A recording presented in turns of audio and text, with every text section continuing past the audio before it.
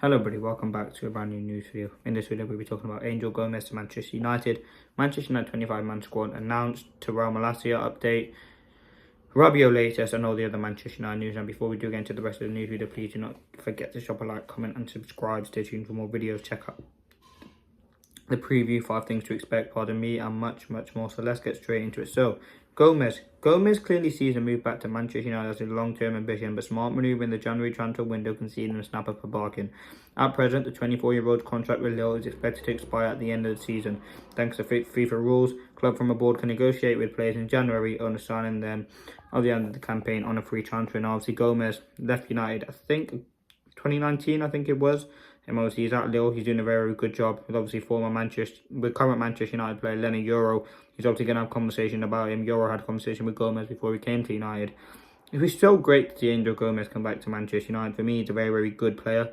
He's just a neat and tidy player. A number 6, number 8. He can play deep. Also very creative. Just a very talented player on the ball. Now, as I said, he's a free transfer. He's obviously would love to come back to Manchester United. It's kind of his boyhood club. He's been at the club for many years. I think he's got connections with Nani, obviously a former Manchester United player. So listen, for me, I think this would be positive. It'd be a shock return. I think we would probably need players in that position, and he would fit that role fantastically.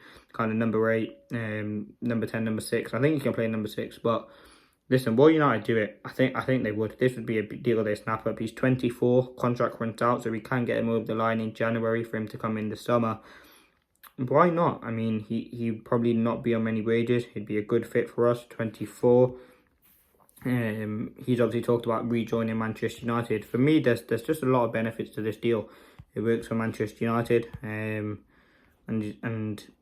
yeah, for me, just I've watched, listen, I haven't watched much of him, but I've seen like clips and people talk about him online and stuff. He does seem like a very neat and tidy player who can honestly add a lot to this team, because United kind of be missing that, I think, depth for Kobbie Mainoo, Mason Mount, Ericsson, like just don't really offer much. He would offer solid competition for kind of, he would provide solid competition for Mainoo and in that midfield. And I think for me, what we need is a player like that. And for me, I would love to see Angel Gomez at Manchester United. Let me know your thoughts in the comments. Let me know if you agree with me.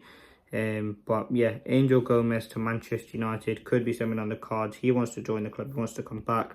Obviously, United is his boyhood club, and ultimately would be really nice to see him back. But yeah, that's the Angel Gomez stuff. Adrien Rabiot now. This is coming from Santi JFM, who's a French journalist. Manchester United have held discussions with Adrien Rabiot in recent days. United have had a better relationship with the player's agent because the salary demands have decreased. Adrien Rabiot's mother is pushing to secure a midfielder to move to Manchester United. Now, with the salary being decreased, that's a positive. I think Rabiot, he was asking for about 125 grand a week on a 3-year deal. That was something that Manchester United just couldn't give. It was a big risk. Now, as I've kind of had my thoughts on him, like, listen, I wouldn't even mind waiting until January to sign Angel Gomez. I think Angel Gomez is a fantastic player. And I wouldn't actually mind waiting. Listen, we've got kind of a few weeks left without kind of... We got a few weeks left with the current midfield scenario, but I don't think we're that desperate. I think Angel Gomez is a good player. He's experienced. I think he's played in the Champions League. For me, Rabiot, I wouldn't really want him at the club, and I've already said that previous. But yeah, that's that. Now I'm going to talk about the Manchester United squad. This I might as well just quickly run through it. It has just literally been announced 45 minutes ago. I'll quickly just go through it. So obviously we probably have quite a few goalkeepers. Buendia, Ahmad, Anthony, Casemiro, Diego Dallo, Matthias De Ligt, Christian Eriksen, Johnny Evans, Bruno Fernandes, Victor Lindelof, Harry Maguire, Terrell Malacia, Tom Heaton, Lisandro Martinez, Nusa Mazraoui, Dermot Mee, Mason Mount, Andre Onana, Marcus Rashford, Luke Shaw, Manuel Ugarte and Joshua Zirkzee. Obviously, obvious players missing: Mainoo, Toby Collier, Garnacho. All the young players will be... we don't have to include players under 21 in the 25-man squad, with any player born on after January 1st, 2003 considered to be under 21 this season. So, as I said, the Jack Fletchers, the kind of Toby Colliers, the Garnachos, the Ethan Wheatleys, the Harry Amasses of this world, they will be in the United squad. but they just don't need to be confirmed. But I think that was something to talk about. I mean, every player that we kind of knew is expected. Euro's in there as well. He'll be in the he'll be in that list because he's only 18, very, very young. So listen, this is a real positive. I think it's not really news, but I thought I'd talk about it. Now, Tyrell Malacia, let me talk about him. So, Tyrell Malacia, Ten Hag has said this, he's making big steps. So we think at short notice, we expect him in team training, and he's a talent, it's natural. I expect soon he can return to games then. Now, how soon is soon? I mean, that is kind of the big question mark. Listen, I think Malacia, we can't really rely on him. He's had a big injury that could have been career-ending. Listen, there's no doubt, I rate Malacia. I think in the season he played for United, his first season was brilliant. And for what was it, 15 million we paid to him, was a fantastic deal. Now, as I said, we can't rely on him. He's had a big injury. He might not be up to full fitness. It's going to take a long time. But it'd be great to have like a left-footed left-back in and around that team. And that's ultimately it. We're not going to bank on him to play 20-25 games, but I don't think he'll be able to do that. But it certainly is positive having kind of a left-back. Luke Shaw hopefully will be returning soon. So that is a real positive. Now, two more things I want to talk about. Vivell, Dan Ashworth. So there's conviction internally at Manchester United that the compensation paid to Newcastle for Dan Ashworth, £2.5 to £3 million, is money well spent. He's brought a sense of stability and professionalism. Ashworth's appointment has lessened the need for Save Brailsford to be ever-present at Carrington, as he was in the early days of the Ineos investment. However, Brailsford still normally spends from Tuesday